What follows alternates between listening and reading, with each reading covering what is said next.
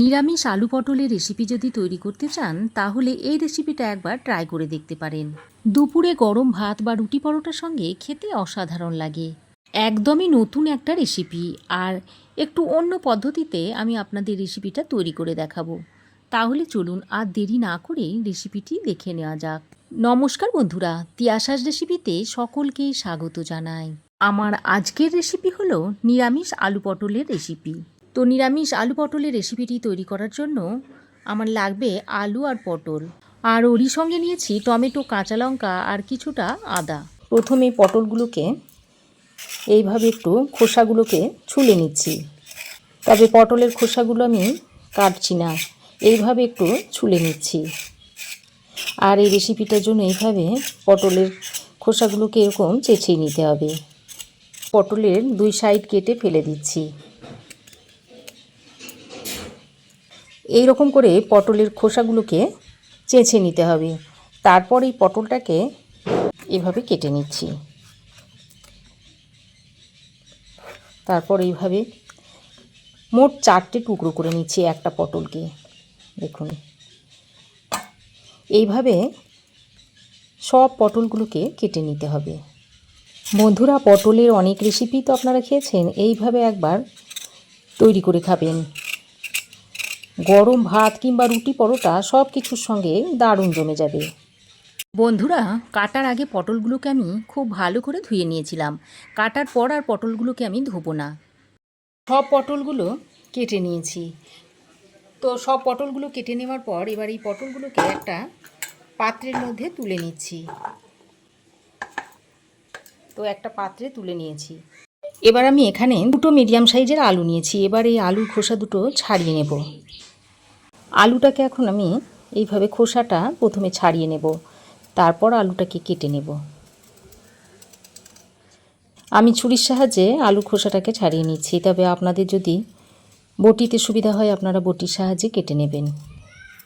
তো দেখুন, দুটো আলুর খোসায় আমি ছাড়িয়ে নিয়েছি। এবার এই আলুগুলোকে আমি কেটে নিচ্ছি। আমি এই রেসিপিতে দুটো আলু দিচ্ছি। আপনারা চাইলে আলুটা কমিয়েও বা বাড়িয়েও নিতে পারেন।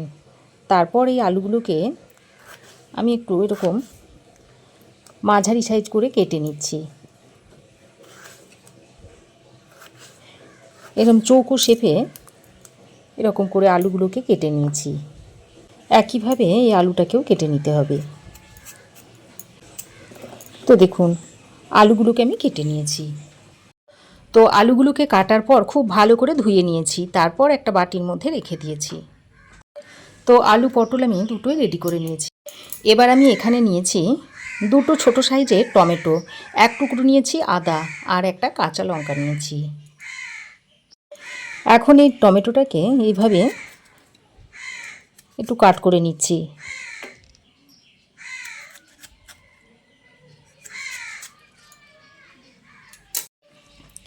এবার এই টমেটো, আদা আর কাঁচা লঙ্কাটাকে একটা মিক্সিং জারের মধ্যে ভরে নিচ্ছি, দিয়ে এর একটা পেস্ট তৈরি করে নেব। এই দেখুন বন্ধুরা, এই রকম একটা মিহি পেস্ট আমি তৈরি করে নিয়েছি। এখন আমি গ্যাস অন করে একটা কড়াই গরম করে নিয়েছি। তারপর এর মধ্যে দিয়ে দিচ্ছি পরিমাণ মতো সর্ষের তেল। আজকে আমি এই রান্নাটা সর্ষের তেলেই করব, তবে আপনারা চাইলে সাদা তেল দিয়েও রান্নাটা তৈরি করে নিতে পারেন। তো তেলটাকে খুব ভালো করে গরম করে নিতে হবে। তো তেলটা গরম হলে এর মধ্যে দিয়ে দিচ্ছি অল্প পরিমাণে একটু নুন। এই সময় যদি নুনটা দেওয়া হয় তাহলে এই গরম তেলের মধ্যে পটল, আলু যা কিছুই দেন না কেন সেটা আর গায়ে ছিটে আসে না। তারপর আমি এর মধ্যে দিয়ে দিচ্ছি কেটে রাখা পটলগুলো। তারপরে এখন পটলগুলো তেলের মধ্যে দিয়ে ভালো করে নেড়ে চেড়ে মিশিয়ে নিয়ে পটলগুলোকে একটু ভেজে নিতে হবে। বন্ধুরা, পটলের অনেক রেসিপি তো খেয়েছেন, এইভাবে একবার তৈরি করে খেয়ে দেখবেন, মুখে স্বাদ একদম লেগে থাকবে আর বারবার এই রেসিপিটাই তৈরি করে খেতে চাইবেন। তো দেখুন বন্ধুরা, পটল আমি খুব বেশি কড়া করে ভাজছি না, এরকম একটু হালকা করে ভেজে নিয়েছি। এখন এই পটলগুলোকে তেল থেকে ছেঁকে তুলে নিচ্ছি।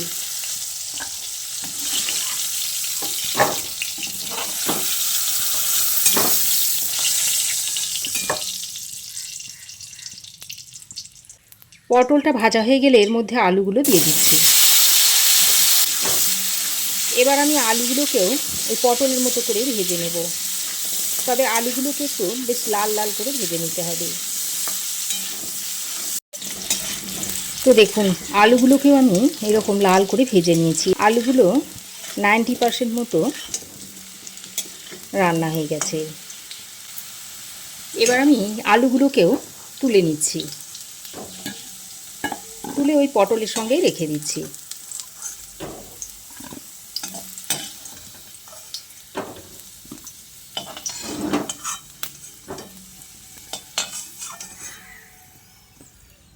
তো আলু পটল একসঙ্গে করে রেখে দিলাম।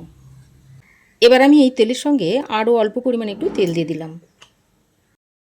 ওদিকে তেলটা গরম হতে হতে এখানে আমি একটা প্লেটের মধ্যে নিয়েছি একটা শুকনো লঙ্কা, একটা এলাচটাকে ফাটিয়ে নিয়েছি, 2টো লবঙ্গ নিয়েছি, আর 2 টুকরো নিয়েছি দারচিনি, আর নিয়েছি 1/2 চামচ গোটা জিরে।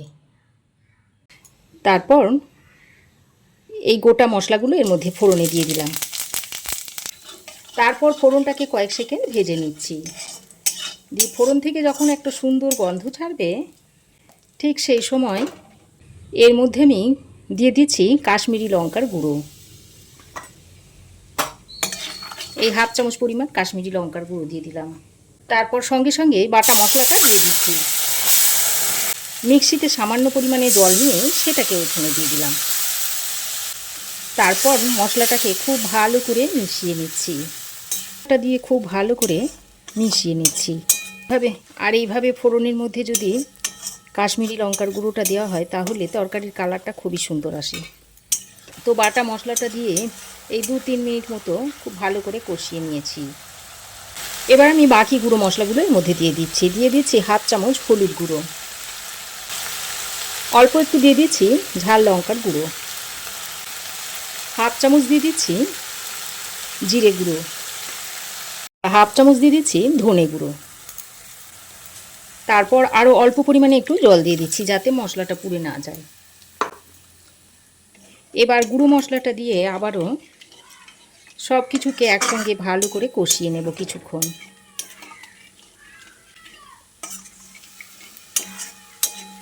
তো ভালো করে নেড়েচেড়ে মিশিয়ে নিয়ে একটা ঢাকনা লাগিয়ে মশলাটাকে 2-3 মিনিট মতো কষিয়ে নিচ্ছি। ঢাকা দিয়ে আমি 2-3 মিনিট মতো মশলাটাকে কষিয়ে নিয়েছি। আর মশলা দেখুন খুব ভালোভাবে কষানো হয়ে গেছে। এবার আমি বেশ কিছুটা কসুরি মেথি এখানে দিয়ে দিলাম। তারপর আবারও মশলার সঙ্গে ভালো করে মিশিয়ে নিচ্ছি। তো কসুরি মেথিটা দিয়ে ভালো করে মিশিয়ে নিয়ে এবার আমি এর মধ্যে ভেজে রাখা আলু আর পটলটা দিয়ে দিলাম। তো ভাজা আলু পটলটা দিয়ে মশলার সঙ্গে খুব ভালো করে মিশিয়ে নিতে হবে। আর যত ভালো করে কষিয়ে নেবেন যে কোনো রান্নার স্বাদ কিন্তু ততই ভালো হবে। আমি আজকে রেসিপিটা একদম নিরামিষভাবে তৈরি করছি। আপনারা মনে করেন যে আমিষভাবে তৈরি করবেন তাহলে ফোড়নটা দেওয়ার পর পেঁয়াজ কুচি দিয়ে দেবেন আর একটু রসুন বাটাও দিয়ে দেবেন। আমি পেঁয়াজ রসুন ছাড়াই রেসিপিটা তৈরি করছি, তাই যে কোনো নিরামিষ দিনে আপনারা এটা তৈরি করে নিতে পারবেন। সব কিছুকে ভালো করে মিশিয়ে নিয়ে এবার আমি যে প্লেটে আলু আর পটলটা তুলে রেখেছিলাম সেই প্লেটে জল নিয়ে দিয়ে দিলাম।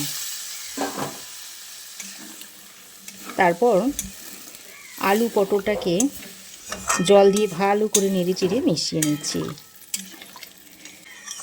তবে আপনারা যদি ঝোল বেশি পছন্দ করেন তাহলে জলটা বেশি করে দিয়ে নেবেন, আর যদি মাখো মাখো রাখতে চান তাহলে অল্প করে দেবেন। আমি রেসিপিটা একটু মাখো মাখো করেই নামাবো, তাই জলের পরিমাণটা অল্প করেই দিয়েছি। আলু পটল সেদ্ধ হতে যেটুকু জল লাগে সেই জলটাই আমি এখানে দিয়েছি।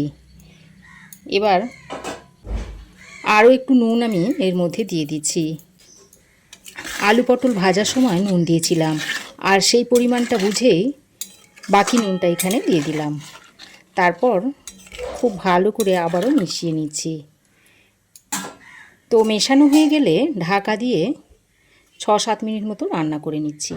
ঢাকা দিয়ে আমি ৬-৭ মিনিট মতো রান্না করে নিয়েছি। আর দেখুন আলু খুব ভালোভাবে সেদ্ধ হয়ে গেছে, পটলও খুব ভালোভাবে সেদ্ধ হয়ে গেছে।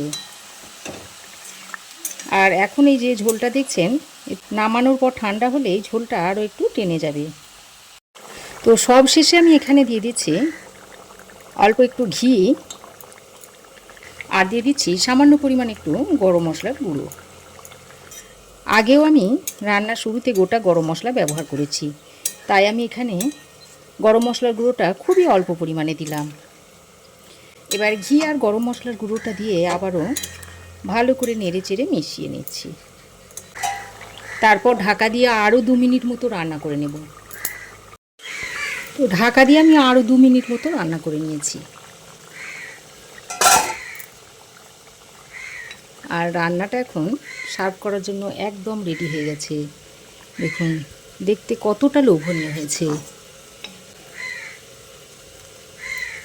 এবার গ্যাসের ফ্লেম বন্ধ করে আরও কিছুক্ষণ ঢাকা দিয়ে স্ট্যান্ডিং টাইমে রাখার পর রেসিপিটা আপনাদের সার্ভ করে দেখাচ্ছি। এবার এটা আপনারা গরম গরম ভাত, রুটি, পরোটা সব কিছুর সঙ্গেই সার্ভ করতে পারবেন। তো রেসিপি কেমন লাগলো অবশ্যই একটা কমেন্ট করে জানাবেন। ভালো লাগলে একটা লাইক ও শেয়ার করবেন। পাশে থাকা বেল আইকনটা অবশ্যই প্রেস করে দেবেন। আর আমার চ্যানেলে যদি নতুন হয়ে থাকেন তো প্লিজ চ্যানেলটাকে সাবস্ক্রাইব করার অনুরোধ রইল। আজ এই পর্যন্তই। আবার দেখা হবে নতুন কোনো রেসিপি নিয়ে নেক্সট এপিসোডে। সে পর্যন্ত ভালো থাকবেন, সুস্থ থাকবেন। ধন্যবাদ।